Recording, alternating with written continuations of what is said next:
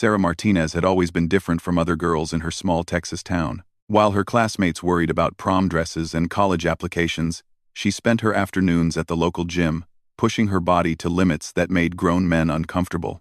Her father, a retired Marine, had taught her that strength wasn't just physical, it was mental, emotional, and spiritual. But even the strongest steel can crack under enough pressure. The harassment started subtly. Jessica Monroe, the mayor's daughter and self-proclaimed queen of Millfield High, began with small comments about Sarah's military-style haircut and her preference for combat boots over designer heels. Sarah ignored it, just as her father had taught her to ignore the noise and focus on the mission. "She thinks she's so tough," Jessica would whisper loud enough for Sarah to hear. "Just because her daddy was in the military doesn't make her special." Sarah's jaw would tighten, but she kept walking. She had bigger dreams than dealing with small-town drama. The Navy SEAL program had recently opened to women, and Sarah had been preparing for years. Every morning at 5, she ran 10 miles. Every evening, she practiced swimming in the community pool until the lifeguards kicked her out. Her grades were perfect, her physical fitness scores were off the charts, and her determination was unshakable, or so she thought. The real trouble began when Sarah started dating Marcus Thompson, the star quarterback whom Jessica had been pursuing for months. Marcus was drawn to Sarah's confidence and strength qualities that Jessica and her followers found threatening. What started as jealous whispers quickly escalated into something much darker. "She's probably taking steroids," Jessica told anyone who would listen. "No girl gets that muscular naturally. It's disgusting." The rumors spread like wildfire through the school's social media networks. Photos of Sarah from swim practice were edited and shared with cruel captions. Her locker was vandalized with words that made her stomach turn. Teachers, who should have intervened, seemed to turn a blind eye, perhaps intimidated by Jessica's family connections. Sarah tried to maintain her focus. She had received preliminary acceptance to the Naval Academy, contingent on maintaining her grades and physical fitness standards. This was everything she had worked for since she was 12 years old, and watched a documentary about the first female Navy SEAL candidates. But the attacks became more coordinated, more vicious. A fake social media account was created in her name, posting offensive content that got her temporarily suspended from the swim team. Her car tires were slashed twice in 1 month. Anonymous letters were sent to the Naval Academy admissions office, claiming she was using performance-enhancing drugs. The worst came on a Friday afternoon in late November. Sarah was leaving school when she found Jessica and 5 other girls blocking her path to the parking lot. The confrontation that followed was recorded by multiple phones, though the footage was carefully edited before being shared online. "Look who thinks she's going to be a Navy SEAL," Jessica sneered, her voice dripping with contempt. "You're pathetic, Sarah. You think playing soldier makes you special? You're just a freak who can't figure out how to be a normal girl." Sarah kept her composure, her military training kicking in. "I don't have time for this, Jessica. Move. Or what? You'll fight us? That would just prove what everyone already knows. You're violent and unstable. No wonder the military wants you. You're perfect for killing people." The circle of girls closed in tighter.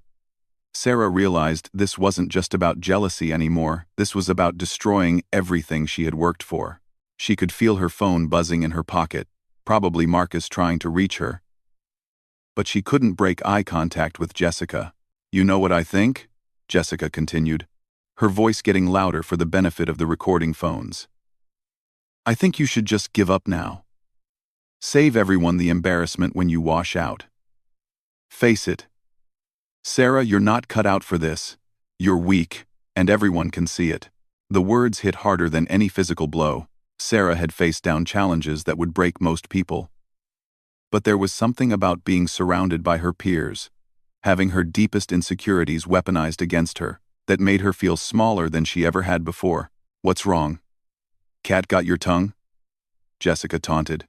"Where's all that tough military attitude now?" Sarah's hands clenched into fists, but she forced herself to stay calm. This was exactly what they wanted for her to lose control, to give them ammunition to use against her.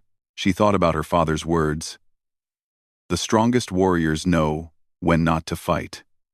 But as she tried to push past the group, Jessica made her final move. "You want to know what I really think?" she called out. loud enough for the growing crowd to hear. "I think you should just jump off the water tower. Do everyone a favor. Nobody wants you here, and nobody believes in your stupid Navy SEAL fantasy. You're a joke, Sarah Martinez. A pathetic, masculine joke." The crowd went silent. Even Jessica's followers seemed shocked by the cruelty of her words. But Jessica wasn't done. "Actually, you know what? Why don't you go ahead and fly? Since you think you're so tough, why don't you prove it? Fly off that tower and show us how strong you really are." The suggestion hung in the air like poison. Sarah felt something inside her chest crack, not break, but crack. These weren't just cruel teenagers anymore. This was systematic psychological warfare, and she was outnumbered and outgunned. Without a word, Sarah pushed through the crowd and walked to her truck. Her hands shook as she started the engine, but she kept her face neutral until she was safely off school property. Only then did she allow herself to feel the full weight of what had just happened. As she drove home through the familiar streets of her childhood, Sarah began to understand that this wasn't going to end with graduation. Jessica and her followers had made it clear that they wouldn't stop until they had destroyed not just her reputation, but her spirit. They wanted to break her so completely that she would give up on her dreams, give up on herself. That night, alone in her room, Sarah stared at the acceptance letter from the Naval Academy pinned to her bulletin board. Next to it was a photo of her father, in his marine dress blues, pride shining in his eyes. Below that, a newspaper clipping about the first women to complete Navy SEAL training. She had trained her entire life for this moment, sacrificed everything that normal teenagers took for granted. But as she lay in her narrow bed, listening to the sound of her phone buzzing with notifications she was afraid to check, Sarah wondered if Jessica might be right. Maybe she wasn't strong enough after all. Maybe it would be easier to just disappear, to let them win, to stop fighting a battle that seemed to have no end. The thought terrified her more than any physical challenge she had ever faced. Because if she gave up now, if she let them break her spirit, then everything her father had taught her about courage and perseverance would mean nothing. But as she finally drifted off to sleep, one thought echoed in her mind. The same words Jessica had hurled at her like weapons. "Fly." Then, little did Jessica know that those words would become something entirely different than what she intended. Because Navy SEALs don't just fly, they soar. And they never, ever surrender. Sarah woke up at 0500 hours, just as she had every morning for the past 6 years. But this Saturday morning felt different. The events from the previous day played on repeat in her mind like a broken record. But instead of feeling defeated, she felt something else entirely: clarity. She laced up her running shoes and stepped out into the pre-dawn darkness. The familiar rhythm of her feet hitting the pavement usually brought her peace. But today, her mind was racing faster than her legs. As she ran through the empty streets of Millfield, she began to formulate a plan. Jessica Monroe and her followers thought they knew Sarah Martinez. They saw a girl they could break, someone whose dreams they could crush with enough psychological pressure. They had no idea they were dealing with someone who had been forged in a different kind of fire. When Sarah returned home from her run, she found her father, Roberto Martinez, sitting at the kitchen table with a cup of coffee and a concerned expression. The edited video from yesterday's confrontation had already made its way around town, and in a community of only 8,000 people, news traveled faster than gossip. "Mija," he said quietly, using the Spanish endearment he had called her since childhood. "We need to talk." Sarah poured herself a glass of water and sat across from him. She could see the protective fury in his eyes, the same look he had when she was 10 and came home with a bloody nose from defending a smaller kid against bullies. "I know what you're thinking," Sarah said before he could speak. "You want to march over to the Monroe house and have words with Jessica's father. You want to call the school board, maybe even the police." Roberto's weathered hands tightened around his coffee mug. "Those girls crossed a line yesterday. What Jessica said, telling you to jump off the water tower. That's not teenage drama anymore. Sarah, that's dangerous." Sarah nodded slowly. "You're right, it is dangerous. But not in the way you think. She leaned forward, her green eyes so much like her father's blazing with determination. Dad, what would happen if you fought my battles for me? What would happen if I ran to the authorities every time someone tried to tear me down? Roberto frowned, recognizing the tone in his daughter's voice. It was the same tone he had heard from his drill instructors, from his commanding officers, from the kind of people who didn't just survive impossible situations, they thrived in them. I'd never make it through Bud's training, Sarah continued, referring to the brutal basic underwater demolition SEL program that had a failure rate of over 70%. If I can't handle a group of high school girls, how am I supposed to handle enemy combatants? How am I supposed to earn the respect of men who have been through hell and back? Her father was quiet for a long moment. Finally, he spoke. What are you planning, Mija? Sarah's smile was small but fierce. I'm going to show them exactly what fly means. Over the next 2 weeks, Sarah implemented a strategy that would have impressed her future commanding officers. Instead of hiding from the harassment, she documented everything. Every social media post, every vandalized locker, every whispered insult was recorded with timestamps and screenshots. She carried herself with the same calm professionalism she had seen in military documentaries, never rising to the bait, never giving them the emotional reaction they craved. But more importantly, she doubled down on her training. Marcus noticed the change immediately. You're different, he told her as they walked to class together on Monday morning. It's like, I don't know, like you're made of steel now. Sarah squeezed his hand. Not steel, she said. Something stronger. The transformation was remarkable. Where Jessica and her followers expected to see a broken girl, they found someone who seemed to grow more confident with each attack. Sarah walked through the hallways with the bearing of a soldier. Her shoulders straight, her head high, her eyes focused on some distant horizon they couldn't see. It was infuriating to her tormentors. She's pretending, Jessica told her friends. She's putting on an act. Nobody is that strong. But Sarah wasn't pretending. Every insult, every cruel comment, every attempt to break her down was being transformed into fuel for her determination. She began to understand something that her future SEAL instructors would later confirm. The difference between ordinary people and warriors wasn't the absence of fear or pain, it was the ability to transform those negative emotions into strength. The breaking point for Jessica's campaign came during the school's annual Veterans Day assembly. Sarah had been chosen to present the colors with the JROTC unit, a honor that recognition of her outstanding physical fitness scores and academic achievement. As she stood at attention in her dress uniform, holding the American flag with perfect military bearing, something shifted in the gymnasium. For the first time, students began to see Sarah not as the weird girl who wanted to be a soldier, but as someone who embodied the values the school claimed to honor. Her presence commanded respect in a way that Jessica's social media popularity never could. After the ceremony, an unexpected ally approached Sarah in the hallway. Coach Williams, the school's wrestling coach, and a former Army Ranger, had been watching the situation unfold from the sidelines. Martinez, he called out, his voice carrying the authority of someone accustomed to command. A word. Sarah approached with the same crisp attention she would show any superior officer. Coach Williams studied her for a moment, then nodded approvingly. I've been watching you handle this situation with Monroe and her crew, he said quietly. I've seen grown men crumble under less pressure than what you've been dealing with. He paused, then continued. I got a call yesterday from a friend of mine who works with Navy Special Operations recruiting. Seems word has gotten out about a high school student in Texas who's showing exceptional mental toughness under adversity. They're interested in meeting you. Sarah's heart stopped. This was everything she had dreamed of. But she forced herself to maintain composure. Sir, I appreciate that.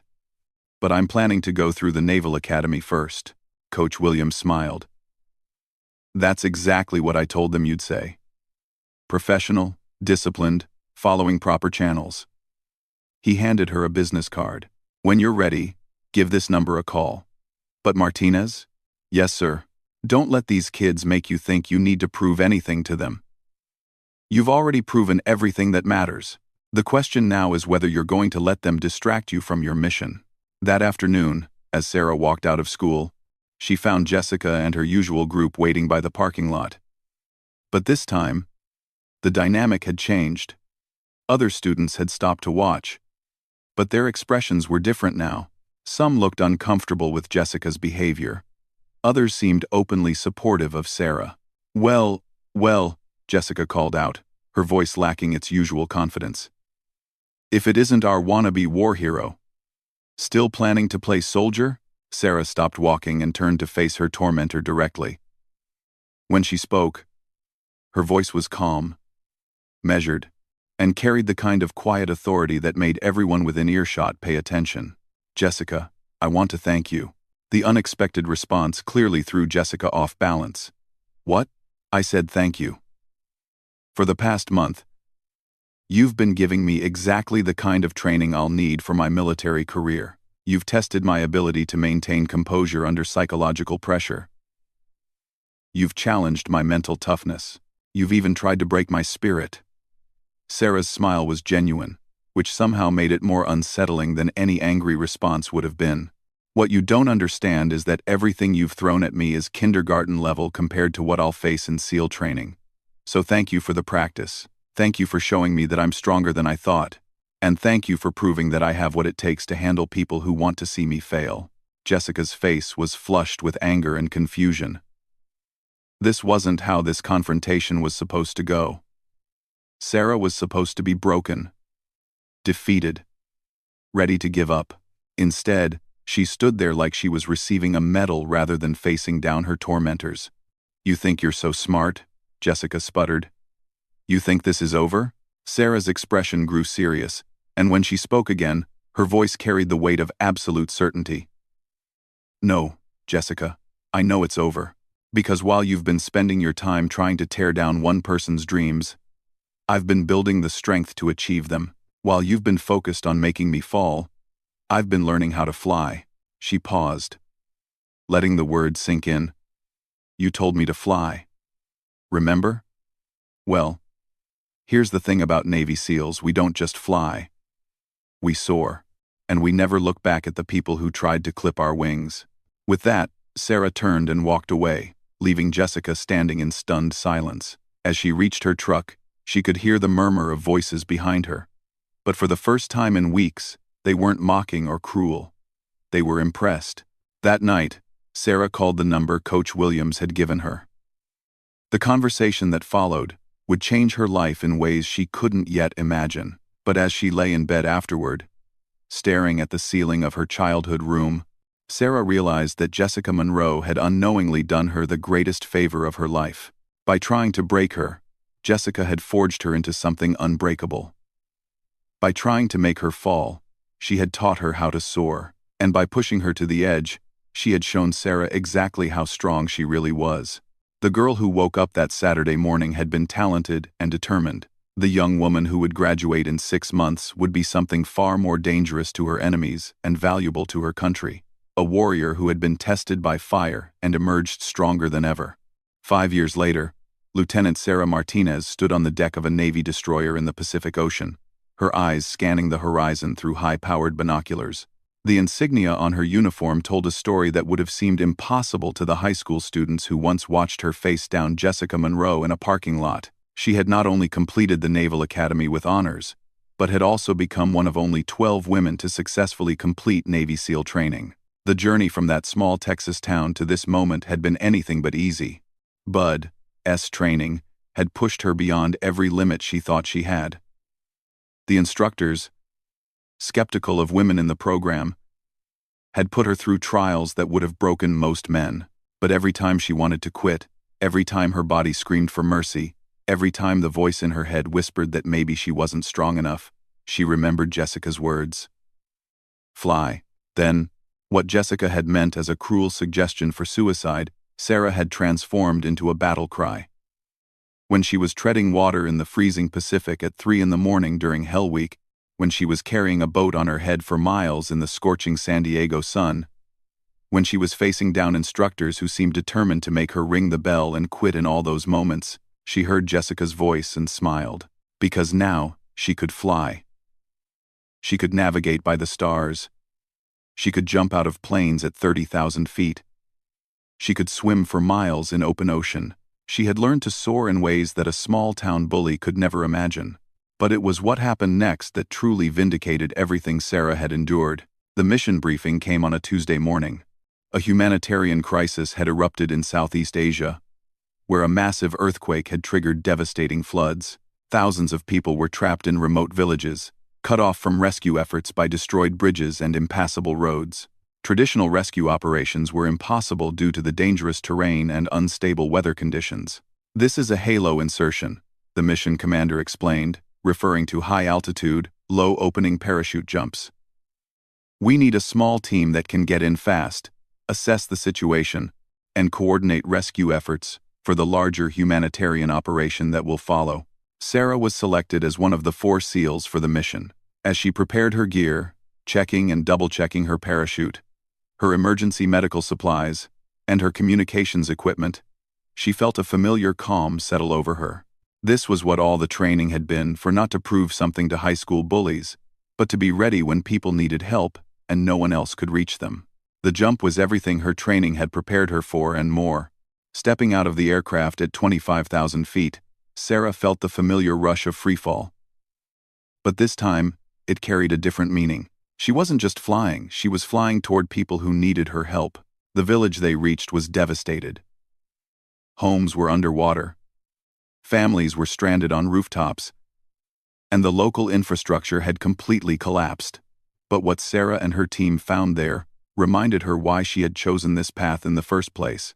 Among the stranded villagers was a group of school children, whose teacher had managed to keep them together and relatively safe on the second floor of a partially collapsed building. The teacher, a young woman not much older than Sarah, had been injured but continued to care for the children with a determination that reminded Sarah of someone she knew very well herself 5 years ago, facing down impossible odds with nothing but will and courage. "How long can you hold out?" Sarah asked the teacher in the local language she had learned during pre-deployment training. "As long as they need me to," the woman replied simply. Sarah smiled, recognizing the same unbreakable spirit that had carried her through her own trials. Working with her team, she organized the evacuation of the children first, then the injured, then the elderly. Each helicopter trip was dangerous due to the unstable weather. But Sarah coordinated every detail with the precision and calm she had learned in training. But it was during the final evacuation run that something unexpected happened. As Sarah was helping the last group of villagers board the rescue helicopter, her communication device crackled with an incoming message. The voice was familiar, her old high school principal, now working with a military family support organization. "Lieutenant Martinez, we have an unusual situation. We've received a request through family services channels. There's a young woman from your hometown who specifically asked to speak with you. She says it's urgent." Sarah's heart skipped a beat. Through the static of the radio and the noise of the helicopter, she could barely make out the details. But what she heard made her pause mid-stride. The young woman was Jessica Monroe. 3 days later, after the successful completion of the rescue mission and the evacuation of over 200 villagers, Sarah found herself in a military communications center, staring at a video call screen. On the other side was a face she hadn't seen in years, but one that was etched into her memory in ways both painful and ultimately transformative. Jessica looked different. The arrogant confidence of her teenage years was gone, replaced by something that looked like genuine remorse and, surprisingly, respect. She was wearing simple civilian clothes, and Sarah noticed a small pin on her collar, the logo of a suicide prevention organization. "Sarah," Jessica began, her voice shaky. I don't even know where to start. Jessica B. Likens. I'm no for that." Jessica.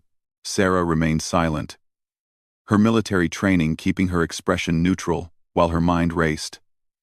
This was the last conversation she had expected to have while deployed halfway around the world. "I saw the news report about your rescue mission," Jessica continued. "They showed footage of you coordinating the helicopter evacuations, and She paused, struggling with words. I realized something that's been eating at me for 5 years. Sarah finally spoke, her voice calm and professional. What's that, Jessica?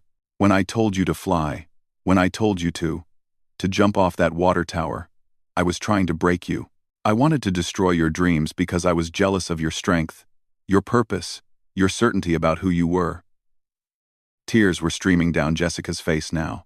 But watching you actually fly, watching you literally jump out of airplanes to save people's lives, I realized that I didn't break you. I made you stronger. The admission hung in the air between them across thousands of miles of ocean and time. Sarah, I work with at-risk teenagers now. Kids who are being bullied the way I bullied you. And do you know what I tell them? Jessica's voice was stronger now, filled with purpose. I tell them about a girl I knew in high school who was so strong that when someone told her to fly, she learned how to soar. Sarah felt something shift inside her chest, not the crack she had felt that day in the parking lot, but a healing, a completion of a circle she hadn't realized was still broken. I tell them your story, Sarah. I tell them that the people who try to tear you down are usually the ones who are most afraid of your light. I tell them that sometimes the worst thing that happens to you becomes the thing that makes you who you're meant to be. For the first time in the conversation, Sarah smiled.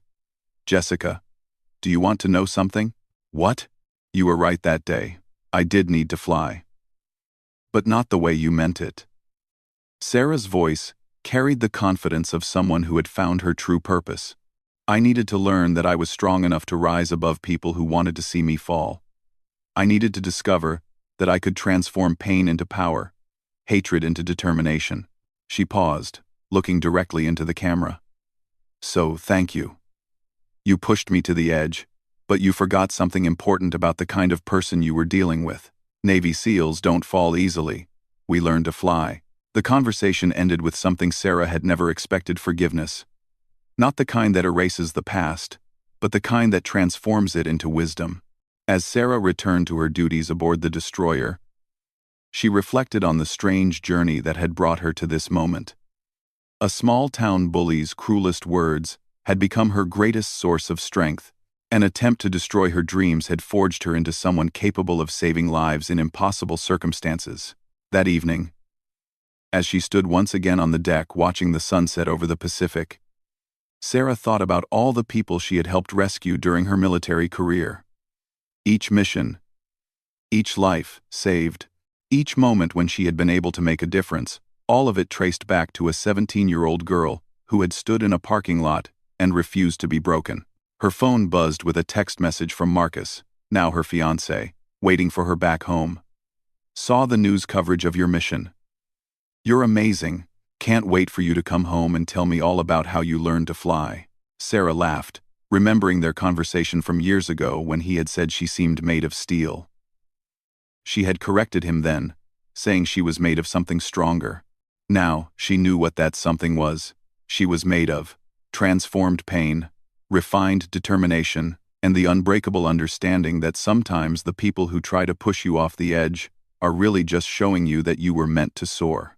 As the stars appeared in the darkening sky, each one a point of light in the vast darkness, Sarah Martinez, Navy SEAL, rescue specialist, and living proof that some people are too strong to be broken, smiled and whispered to herself the words that had become her personal creed. Fly then, and she had. Higher and farther than anyone, including herself, had ever imagined possible.